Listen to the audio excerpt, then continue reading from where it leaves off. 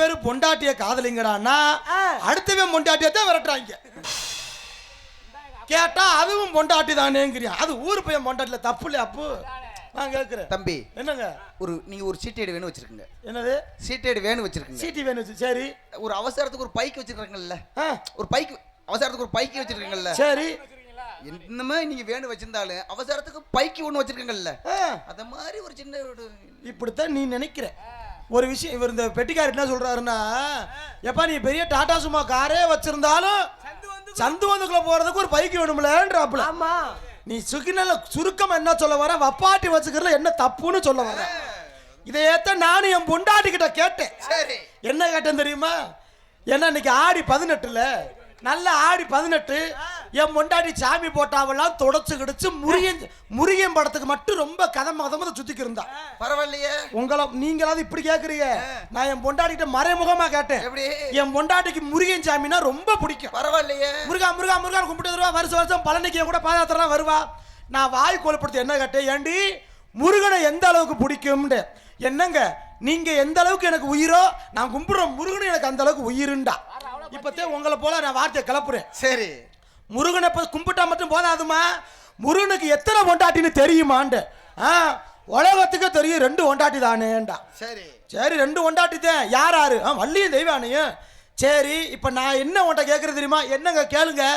முருகன் ஆம்பளை தானே? ஆமா. உன் புருஷன் நானும் ஆம்பளை தானே? ஆமா. இது என்ன சந்தேகம்? முருகன் எப்படி 2ஆவதா ஒரு பொண்டாட்டி கட்டுனாரோ, நானும் ஒண்ணு கட்டிட்டேன், 2ஆவதா ஒண்ணு பாத்துக்கிறவான்னு கேட்டேன். சரி. நல்ல ஒம்பளையா இருந்தா செருப்பிட்ட வதக்குன்னு அடிச்சிருந்திருப்பா. என் பொண்டாட்டி சிரிச்சுக்கிட்டே சொன்னா, நான் கும்பிடுற சாமியே 2 கட்டி இருக்கு, நீ கட்டினா என்ன பட்டுக்கிறதுண்டா. பரவாயில்லையே. சூப்பரா. நெசமாவதான் சொல்றியா? நீ கொடுத்து வச்சா இல்லையா? பொண்டாட்டி கிடைக்கிறதுக்கு கொடுத்து வச்சிருக்க. அந்த சந்தோஷம் 10 நிமிஷம் தான் முண்ட. அடுத்த கேள்வி அவ கேட்டா, நீ பப்புன்னு தானேண்டா. ஆமா. உனக்கு புராணம்லாம் தெரியுமாண்டா. ஏன் தெரியுமே, மகாபாரதத்தை பத்தி தெரியுமாண்டா. சரி. மகாபாரதம் தெரியாம ஒரு பப்புனுக்கார இருப்பானா? தெரியுமா சொல்லுமா. மகாபாரதத்துல பாஞ்சாலிய தெரியுமான்னு கேட்டா. ஏன் தெரியுமேண்டு. பாஞ்சாலி பொம்பளை தானே? ஆமா. உன் பொண்டாட்டி நானும் பொம்பளை தானே? ஆமாடி. பாஞ்சாலிக்கு எத்தனை புருஷேண்டா? 5 புருஷேண்டு. 1 நீ இருக்க, மிச்சம் 4 பேரை நான் பாத்துக்கிறவாண்டா. அதோட பொத்துனே வாய. பொண்டாட்டியா இருந்தாலும் நம்ம கோளாறு மயிலாத்தான் இருக்கணும். ஒரு விஷயம் தெரிஞ்சுக்க தம்பி, நான் காலையிலேயே சுதாகர் மாமாக்கு போன் அடிச்சுட்டு, இன்னைக்கு வேற பப்புன்னு இருக்கேன், ஒரு சின்ன பையன் இருக்கேன், அவனை வேணா மாத்தி விடுறேன், இன்னைக்கு என்னால முடியாதுன்ட்டு. ஏன்னா நான் காலையில 7 மணிக்கெல்லாம் ஸ்டேஷன்ல போய் கையெழுத்து போடணும்.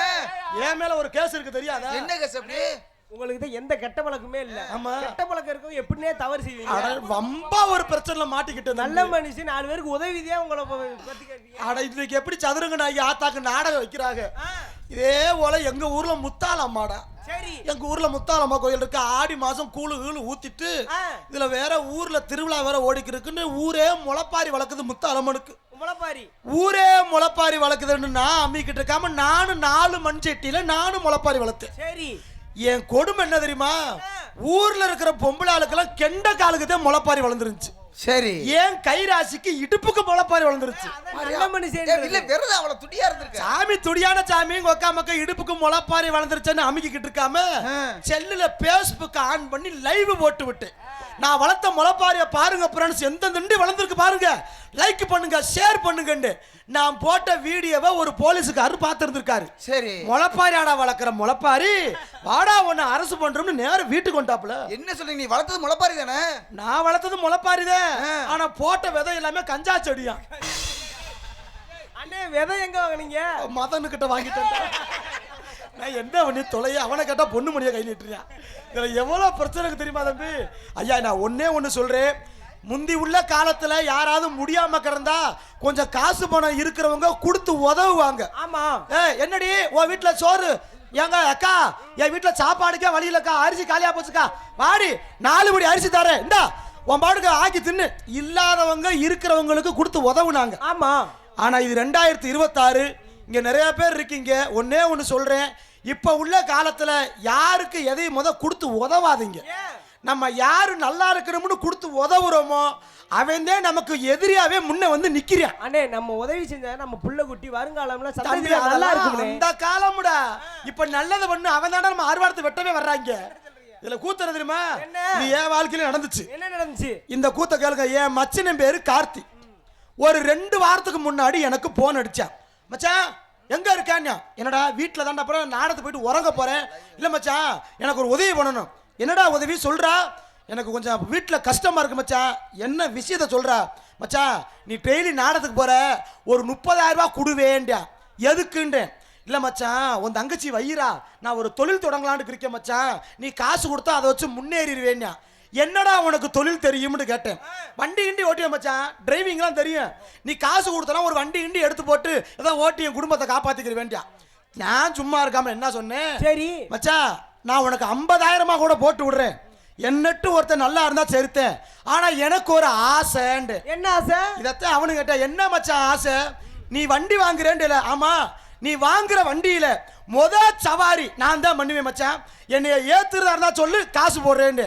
அப்பதான் அவன் சொன்னான், என்ன மச்சான் நான் நல்லா இருக்கணும்னு வண்டி வாங்க காசெல்லாம் கொடுக்குற, சவாரி வேற எவனும் ஏத்த மாட்டேன் மச்சான், உன்னைத்தான் மச்சான் ஏத்துவேன், இது எங்க ஆத்தா மேல சத்தியம் முடியா.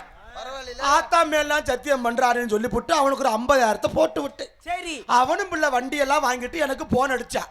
மச்சான் மச்சான் என்னடா வண்டி வாங்கிட்டேன் மச்சான், இன்னைக்கு நாள் நல்ல நாள் இல்ல, நாளைக்கு தான் ஆடி 18.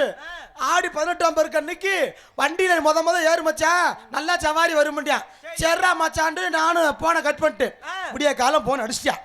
மச்சான் ஆடி 18 இருக்கு பிறந்துச்சு மச்சான், குளிச்சு வாங்க, வண்டியை கொண்டு நேரம் உங்க வீட்டுக்கு வந்துட்டேன் மச்சான், உங்க வீட்டு வாசல்ல வண்டி நிக்குது வாங்க மச்சான். நாம சவாரி பண்ண போறோம்ல, பிள்ளைக்கு ராசி வரணும்னு நான் விடிய காலமே சாமியெல்லாம் கும்பிட்டு குளிச்சு சந்தனமெல்லாம் பூசி வெள்ளை வெட்டி வெள்ளை சட்டியை போட்டுக்கிட்டு சவாரி பண்ண போறேன். கதவை திறந்து வண்டியை தானே பார்த்தேன். சரி இறக்குலையே ஆடி போச்சு. ஏறி உட்கார வேண்டியதானே, வண்டியை பார்த்து ஏறி உட்கார வேண்டியதானே. அந்த முண்டை வாங்கிட்டு வந்த வண்டி புணந்துக்கிட்டு போற வண்டிடா. அதுல படுத்து நான் சுடுவாடு கொண்டு அமுக்க வேண்டிய. நான் என்னமோ டாடா சும்மாவோ எதையோ வாங்கிட்டு இருக்க நினைச்சு அவன் இதை வாங்கிட்டு வந்திருக்கான். 50,000 போச்சா? போச்சு கோயிந்தா கோயிந்தா. அதுக்கு ரோட் டாக்ஸி எதுவுமே கட்ட வேண்டியதே இல்லை, சும்மா இருப்பா.